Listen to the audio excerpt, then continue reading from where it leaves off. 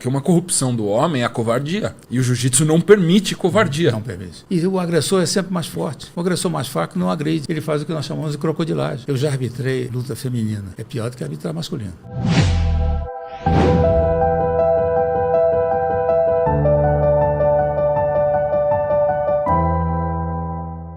Eu gosto muito de um psicólogo chamado Jordan Peterson também, que ele fala que o homem ele precisa ter a capacidade de ser perigoso, porque senão ele não é homem ainda verdadeiramente. E obviamente o homem maduro é o homem que consegue controlar o seu impulso de violência e destruição e ele transforma em proteção. Então eu queria a tua opinião também, se isso é uma coisa que você concorda, porque é uma coisa que faz muito sentido pra gente. Quando a gente vê os homens que nos seguem, que são os nossos alunos ou que são seguidores, desenvolvem a capacidade de ser violentos, porque uma corrupção do homem é a covardia.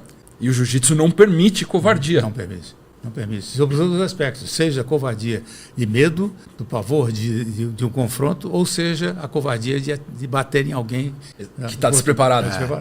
Mas eu vou dar um exemplo. Talvez tivesse 20 e poucos anos jogando futebol no terra do Flamengo. Eram vários times, né, porque jogavam vários campos. Né? Havia um campo do lado do nosso, cujo árbitro era um camarada que eu conhecia, ele era sacristão de uma igreja que eu frequentava. E eu vi ele arbitrando, e num dado momento eu vi os dois times correrem contra ele, sabe? Fizeram uma pressão contra ele, eu vi que não bater nele. Eu larguei o meu jogo, saí correndo e fui na direção lá e abri aquele povo todo, ninguém vai bater nele. Quando eu disse isso, curioso, ninguém se moveu. Era 1 contra 22. Nessa época você já tinha a reputação de ser lutador? Tinha já alguma. Tá. Não de lutador, era de brigador. De brigador. Brigador de rua. Brigador de rua. Assim, mas foi... E o curioso é que um deles disse assim, não mexe com ele não, porque ele é da Federal. Quer dizer, era a referência que o camarada tem por ser um cara perigoso. Sim. Enfim, então, veja bem, esse impulso é um impulso, aí sim, um impulso de proteção de uma pessoa indefesa. Perfeito. Quer dizer, isso para mim... Até dá talvez de uma injustiça, né? Porque teoricamente ele teria que ser uma autoridade dentro do campo. Exatamente. E se não tem esse impulso de violência no sentido de proteção, aquela pessoa ali teria sofrido violência. Certamente. E você nem precisou usar da violência. Não. Foi só o instinto ali de proteção que já cessou ali a violência que iam cometer com ele. Na verdade, a faixa preta é fundamentalmente você, em primeiro lugar, ter o equilíbrio. Porque eu não entendo o praticante de qualquer arte marcial que não tenha equilíbrio. Equilíbrio esse do ponto de vista físico, emocional e espiritual, que é básico. Né? Então, esses três componentes são fundamentais. A mentalidade de faixa preta não só é aquilo de você ter a capacidade para superar obstáculos, para vencer esses obstáculos, para ter a consciência e a capacitação sua, do seu ponto de vista mental. E para isso, eu sempre digo, a melhor coisa é se preparar mentalmente. E a melhor coisa para você superar as agruras, as dificuldades, é cultura, meu caro. Ter cultura não é a pessoa que, infelizmente, vive na ignorância e que aí ele vai usar violência. Que é a única ferramenta que ele vê disponível. E se ele tiver algum preparo, ele se transforma numa arma. E isso é prejudicial. Violência como uma injustiça. Uma injustiça. Então, a mentalidade de faixa preta, a mentalidade é exatamente você estar preparado emocionalmente, principalmente emocionalmente, com um comportamento adequado para que você possa superar qualquer obstáculo que lhe apareça na sua frente. O esporte é maravilhoso. Isso está beneficiando milhões de pessoas. Maravilha. Mantenhamos isso. Mas não podemos esquecer da essência e da origem de tudo aquilo. Qualquer movimento que você faça no esporte, ele tem uma origem. E ele tem uma razão de ser. E essa razão de ser nasceu na autodefesa. Perfeito. Nasceu no poder de você saber superar as dificuldades e conseguir controlar uma ação agressiva, que é a neutralização. Que são 3 etapas. Né? Primeiro você neutraliza, segundo você domina e terceiro você finaliza. São as 3 etapas básicas de qualquer coisa relacionada ao poder de combate. Poder de combate. Tem um sensei que falou pra mim o seguinte: no jiu-jitsu é o golpe que escolhe você, não é você que escolhe o golpe. Né? Que é exatamente um reflexo do que você estava falando, que cada morfologia, cada tipo de corpo, cada velocidade de pensamento e tipo de emoção, você vai ter um jiu-jitsu diferente aplicado, apesar dos princípios serem os mesmos. Então, o golpe escolhe você é uma coisa muito parecida com algo que a gente vê na psicologia, na filosofia, na espiritualidade, na jornada de autoconhecimento, que a pessoa, quando ela vai trilhar uma jornada de autoconhecimento e estudo filosófico, ela não sabe qual é o conceito que catalisa um salto quântico de maturidade. Ela tem que estudar tudo, mas é o conceito que escolhe escolhe ela. Na hora que ela passa por os conceitos, vamos dizer que ela aprendeu um leque de golpes lá da faixa azul. Ela não sabe qual vai ser o mais efetivo. Ela vai estudar um livro de espiritualidade ou de filosofia, ela vai ler todos os capítulos, mas tem um capítulo que tocou a alma dela, que fez ela explodir. Então é assim, você não sabe qual é. Então você tem que estudar tudo, você tem que aprender tudo, e dentro desse todo vai ter um algo ali, um conceito, que é o que a sua alma necessita para fazer você explodir. O jiu-jitsu serve para o domínio da fúria masculina? A gente já sabe que sim, porque desenvolve a violência, depois o domínio da capacidade agressiva e da violência. Mas eu queria saber a sua visão, mestre, com relação ao jiu-jitsu para as mulheres. O que você vê, até onde o jiu-jitsu é benéfico, se ele é prejudicial a partir de um certo ponto, ou se não, se é sempre benéfico. Eu queria ter a sua visão com relação ao jiu-jitsu para as mulheres, até por ser pai de menina, e eu tava conversando com a minha esposa, ela falou assim, eu não quero que minha filha faça jiu-jitsu, porque senão ela vai ficar agressiva. A autodefesa, por exemplo, isso inclusive serve profundamente para as mulheres. A autodefesa, por exemplo, é o seguinte, primeiro neutralizar, segundo você controlar e terceiro você executar. Então o revide, quando você tenta me agredir, eu neutralizo, depois eu bloqueio, eu controlo e depois eu finalizo. A finalização pode ser o braço, pode ser o pescoço, pode ser uma queda, pode ser vários aspectos de ordem técnica. Mas o ponto primordial é o seguinte, eu tenho que levar a cabo, porque não existe mais aquele romantismo de que você bateu com a luva no rosto do outro para marcar um encontro para o dia seguinte, para um duelo. Quer dizer, isso acabou. Com regras de nobreza. De nobreza. Não existe mais nobreza no mundo. Então, a nobreza está no você ter a capacidade de evitar, para não se envolver com o problema, e depois, se entrou, termina. Faça bem feito. E no caso das mulheres especificamente, eu sempre faço uma ênfase no seguinte, a mulher que gosta, que é guerreira, que gosta de competir e tal, entrar no jiu-jitsu voltado para o esporte, excelente, porque é uma forma de extravasar toda essa sua agressividade, essa sua, sabe, que está um pouco contido e tudo mais. Agora, é um esporte, como qualquer esporte de confronto físico, é um esporte que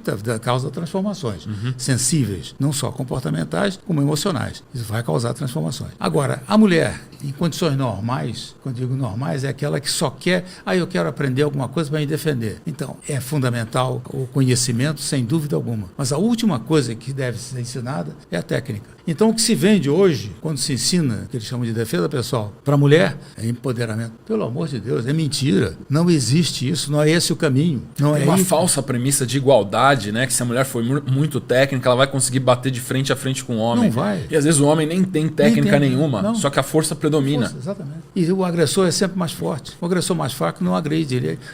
Ele faz o que nós chamamos de crocodilagem. Exato. Né? Ele vai sorrateiramente e vai te lesionar de uma forma sorrateira. A mulher, para poder trabalhar ou para poder exercitar-se no que tange a parte de autodefesa, em primeiro lugar, ela tem que ter uma pessoa especializada com capacitação para fazer uma avaliação prévia dos seus instrumentais, sejam eles emocionais, físicos e o que der. Então, não é a técnica que resolve. O que resolve é a parte de comportamento. Quer dizer, é você saber prever o que está acontecendo. Na sua visão, ensinar para mulheres e para homens é diferente, então, completamente diferente. Perfeito. Completamente, não tem nada a ver uma coisa com a outra. Agora, quando é esportivo, aí junta todo mundo. Sim. Quando você ensina, por exemplo, envolver a mulher com a autodefesa. Se você ensinar, porque se me tocar dessa maneira, eu faço, não faz. Primeiro, porque o agressor é sempre mais forte. Uma coisa é teoria, outra coisa é prática. Exatamente. É hipótese, outra coisa é verdade. Exatamente. E outra coisa, o agressor ele não tem honra, né? Não ele vai tem, usar qualquer exatamente. tipo de arma, uma pedra no chão, um pedaço de vidro Exatamente. e não é controlado como dentro do tatame. Não é no tatame, não tem 3 tapinhas, não tem arbitragem, não tem pontuação, não tem nada. Não façam o que está sendo apresentado, nem está sendo vendido na internet, porque é mentira. Não vai funcionar. Você está sendo iludido,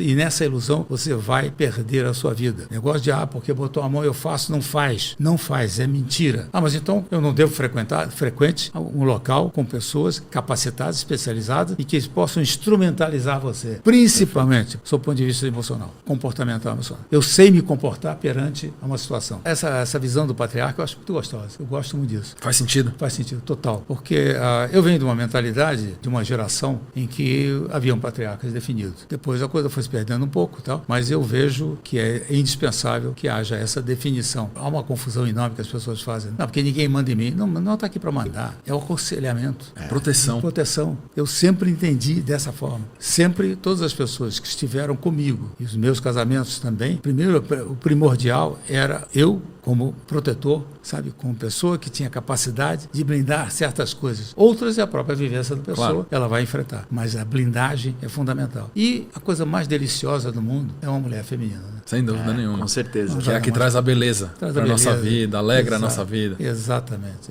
Muito bom. E você não deixa de ser bela nem formosa se você praticar autodefesa consistentemente. Ao contrário. De maneira nenhuma. A sua beleza vai exacerbar, ela vai aparecer como... As mulheres mais femininas, elas têm uma capacidade de canalizar a energia masculina até maior. Muito. Opa! Então, quanto mais feminina ela ficar, mais ela vai ficar melhor até na arte marcial. Eu já arbitrei luta feminina. É pior do que arbitrar masculino. Cara, é uma agressividade, é um negócio impressionante. Impressionante, a agressividade.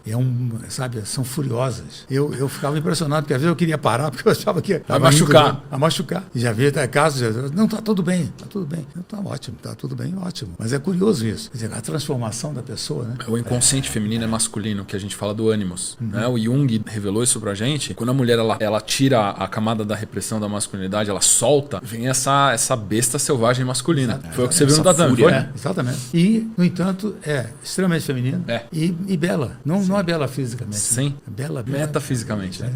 E você sempre fala dos 3 pilares também dentro da mentalidade faixa preta, que é pressão, precisão e postura, certo? A postura nada mais é, no caso das técnicas de luta, a preservação física da sua integridade física. Você, uma boa postura te poupa um dia estragar sua coluna, estragar seus ombros, joelhos, essa coisa. Então, uma boa postura te permite isso. E outra coisa, na autodefesa, a postura é essencial como instrumento inicial de, vamos dizer, intimidação, de impacto de intimidação. Inibição também, né? Você olha no olho do camarada, ele baixa a crista. O segundo é a precisão. A precisão é tudo aquilo que nós necessitamos para que nós possamos vencer os obstáculos. Eu tenho que ser preciso, cirúrgico, para fazer determinadas coisas na prática do jiu-jitsu. Se você não tiver precisão, você perderá, com certeza, a possibilidade de executar aquilo que você está objetivando. E a pressão nada mais é do que aquilo que a gente sofre permanentemente na vida. Nós somos pressionados e nós pressionamos. Então, o exercício da pressão, no caso específico do esporte, do jiu-jitsu, é você saber a melhor distribuição do seu peso através da consciência da dinâmica dos movimentos. Na realidade,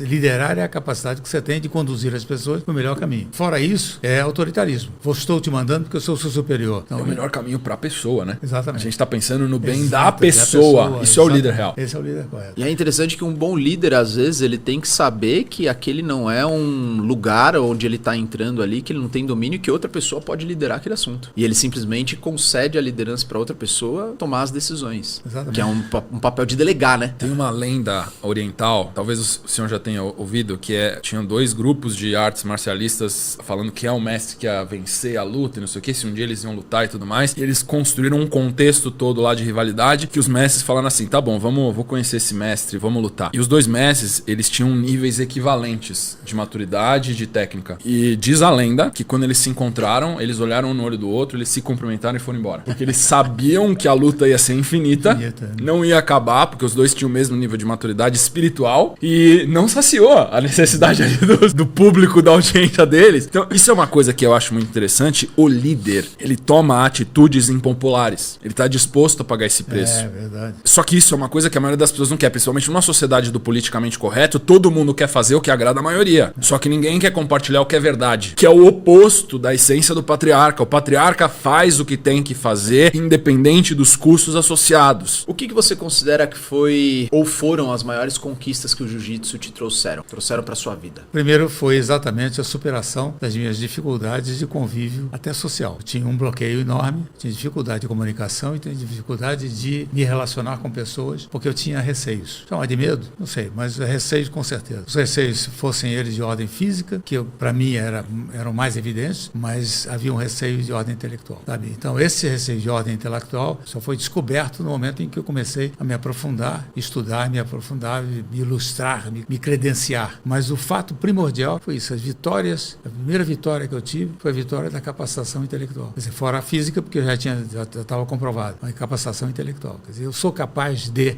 Então, eu me lembro que eu fiz um curso de oratória, uma pessoa fantástica no Rio, uma senhora, e num dia ela chegou me chamou no tablado onde ela dava aula, por favor, você está agora em frente a todos os alunos, faça um discurso.